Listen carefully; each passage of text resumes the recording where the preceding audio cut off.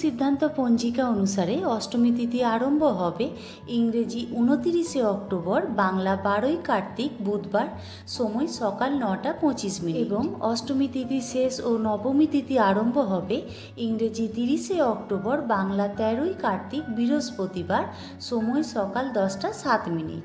পূর্বাহ্ন 9:28 মধ্যে প্রথম কল্পীয় সপ্তমাদিকল্পে অষ্টমী বিহিত শ্রী শ্রী জগদ্ধাত্রী পুজো প্রশস্তা।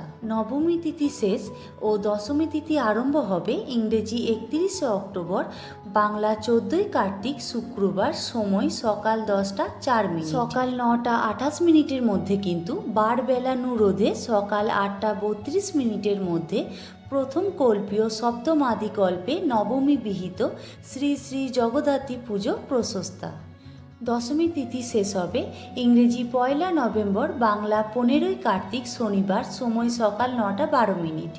সকাল 9:28 মধ্যে কিন্তু বারবেলানু রোধে সকাল 7:08 গতে সকাল 9:28 মধ্যে শ্রী শ্রী জগদ্ধাত্রী দেবীর দশমী বিহিত পুজো ও বিসর্জন প্রশস্তা।